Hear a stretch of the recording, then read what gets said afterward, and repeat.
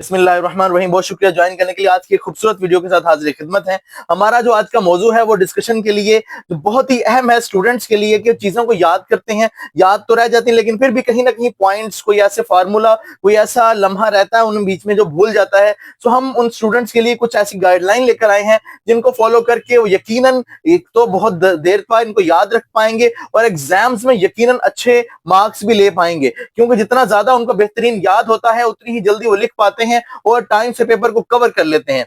तो हम गुफ्तगू को आगे बढ़ाते हुए उन्हीं मेन पॉइंट्स को आपके सामने रखने की कोशिश करते हैं जिन पर अमल करते हुए आप ज्यादा देर तक चीजों को याद रख सकते हैं। देखिए, एक सवाल जो भी किसी भी मजमून का हो, आप एक ही दिन में उसको 50 से 60 दफा लिखने की कोशिश बिल्कुल भी ना करें। ये कोई बहादुरी नहीं होती है आपने उसको 100 दफा लिख लिया, वो भी एक ही दिन के अंदर। हाँ, लेकिन इसका एक साइंटिफिक तरीकाकार है जो कि प्रूवन तरीकाकार है। आप ऐसा एक स्केड्यूल तैयार करें, उस स्केड्यूल के अंदर एक सवाल को 2 दिन के वक्फे के साथ बार बार रिपीट करते चले जाएं।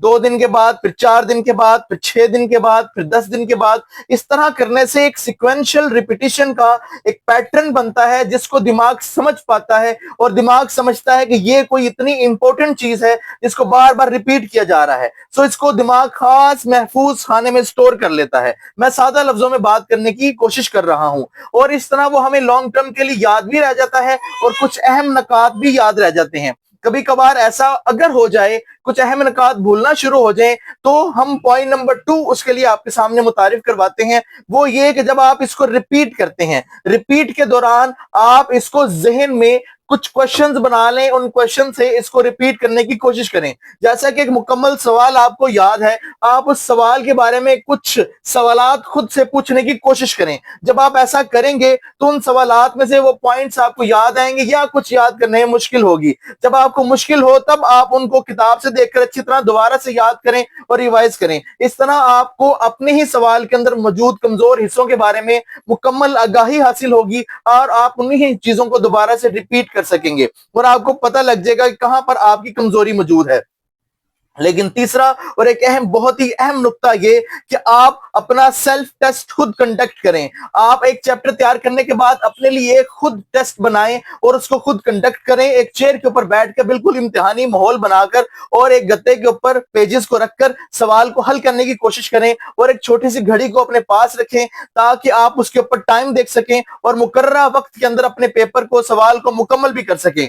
आपको ये अंदाजा हो कि जब आप पेपर में बैठेंगे तब आप इतनी ही तफसील के साथ और इतनी ही जल्दी अपने सवालात को मुकम्मल कर सकें। मार्कर का इस्तेमाल और हाइडिंग्स को देना, लाइंस का लगाना, ये तमाम चीजें, अंडरलाइन करना, मेन पॉइंट्स को हाईलाइट करना, ये तमाम चीजें उतनी ही जरूरी हैं जितना कि मवाद को लिखना जरूरी होता है। उर्दू हो, इंग्लिश हो, इस्लामियात हो, तर्जुमतुल कुरान हो, मुतालिया पाकिस्तान हो, या फिर इंग्लिश, या फिर केमिस्ट्री, फिजिक्स, बायोलॉजी या मैथमेटिक्स, इनमें अहम चीजों को पॉइंट आउट करना बेहद जरूरी है। अगर हम चीजों को पॉइंट आउट नहीं करेंगे, यकीन जानिए ये जरूरी नहीं होता बिल्कुल भी क्या सिर्फ पूरा का पूरा पेपर आपने A to Z सही लिखा है, लेकिन अगर आपने वेल अरेंज नहीं किया तो यकीन जानिए नंबर में अच्छी खासी कमी देखने को आई है। और स्टूडेंट्स ऐसे हैं हमारे पास हिस्ट्री में जिन्होंने बहुत सारी मेहनत की है लेकिन अरेंजमेंट में उनमें कहीं कमी कोताही रह जाती थी, तो लिहाजा बोर्ड के पेपर में उनके कम नंबर आए हैं। सो हम यही चीज आपके सामने पेश करना चाहते हैं कि अगर आप तरीकेकार को फॉलो करेंगे, याद करने के भी पूरी टेक्निक्स है, अगर आप उनको फॉलो करेंगे